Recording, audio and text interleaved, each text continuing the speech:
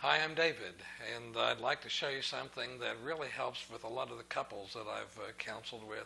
Through more than 35 years of counseling, this problem has happened more often probably than any other problem that couples encounter. Let me show you what happens. Here, let's just say we have a real nice, handsome guy named John. John is a really nice looking dude.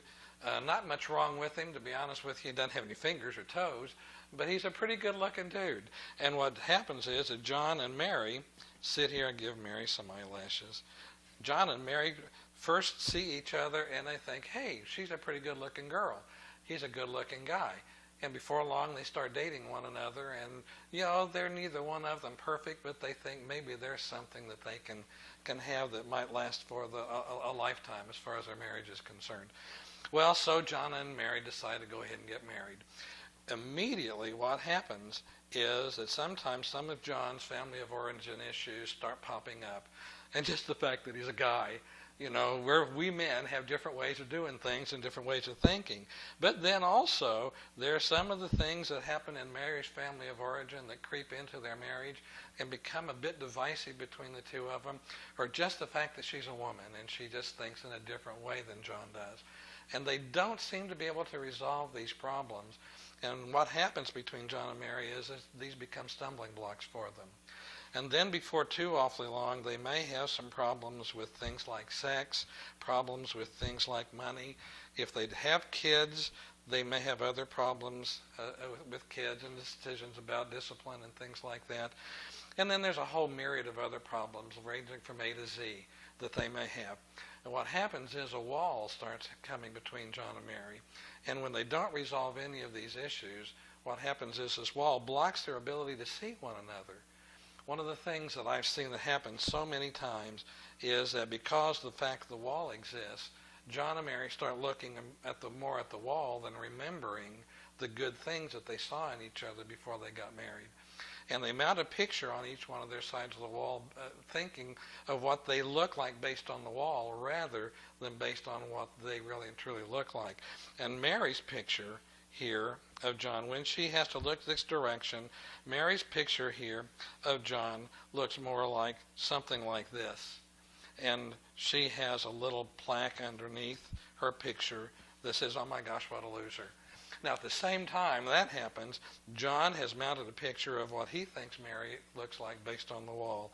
And his picture of Mary may even look like something like this.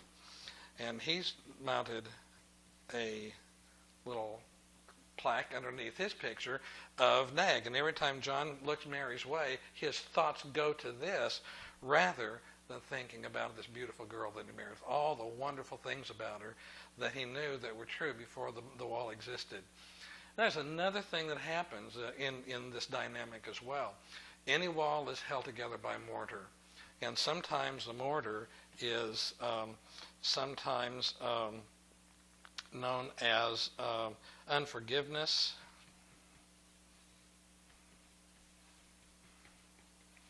Sometimes it's resentment.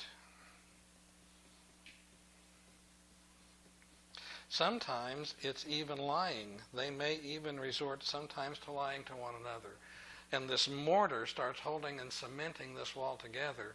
And before long, John and Mary are ready for divorce court because they're thinking about all the negative things about one another rather than the things that they first thought were good about one another.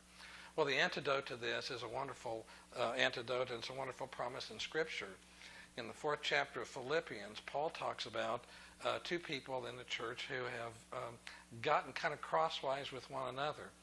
And they think about, she's okay but this, and he's okay but that. And they focus more on the buts than they think we really focus on the beauty that they see in one another. And Paul says if you want to have the God's honor and you want to have God to really know that he loves you, you'll dwell on the things that are right and pure and lovely and excellent and worthy of praise.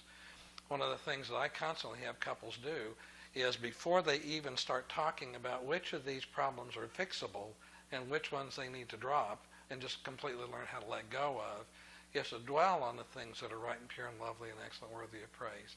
Make a list. Make a list of all the good virtues that you see in your wife, men. And ladies, make a list of all the good things you can see in your husband. try to remember those and start thinking of those things instead of dwelling on these. That will make it so much easier to decipher which of these are worth working on and which of them are easier to drop and how to resolve them.